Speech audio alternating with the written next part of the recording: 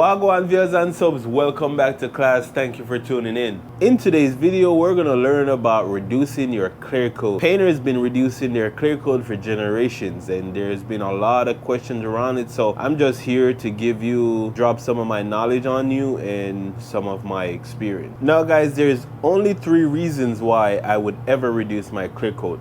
Number 1, if I'm doing a flow code. Number 2, it depends on the mix ratio. If it's a 4:1 mix ratio, I'll reduce it. If you compare a 4:1 mix ratio to a 2:1 mix ratio, the 4:1 mix ratio has more body to it. There's more clear, right? So it's more thicker. Now that brings me to number 3, the viscosity of the clear coat. Depending on how thick that clear coat is, then I might want to go ahead and reduce it. Now what I have here is the Finish One clear coat. This is a budget clear coat here, FC710, and it is a 4:1 mix ratio. So I'll go ahead and pour in, I'll need a full cup, right?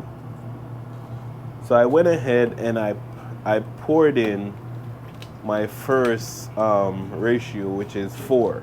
So after you pour in your clear coat, you know you're gonna put in the hardener. Now when it comes to reducing the clear coat, I usually go 10%. Now you can reduce your clear anywhere from 5% all the way to 20%. I've never gone that high. I usually keep it around 10%. Now the other question around it is, should you reduce it on your first coat or should you reduce it on your last coat?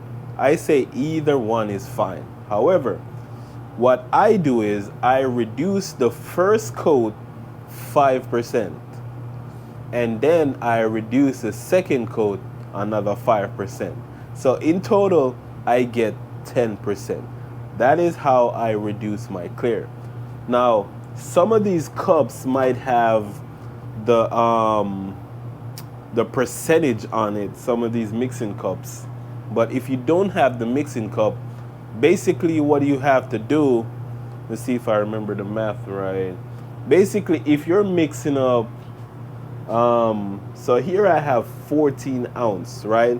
So what I would do is I would multiply 14 ounce by 0.5, and that'll give me the amount of ounce or percentage that I would need to get 5%.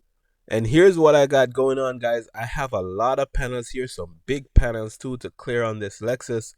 The color code is 1H9, so I got my base coat down nice and smooth. You have to have a good foundation for your clear coat.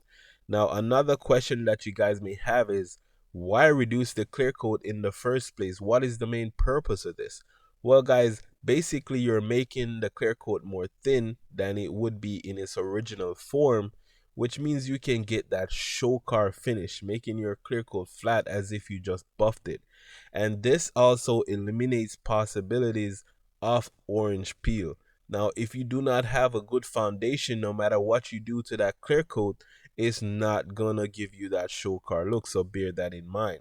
I'm using here the Sagola trophy truck to lay down the clear coat. This gun does an awesome job when it comes to laying down base coat or clear coat.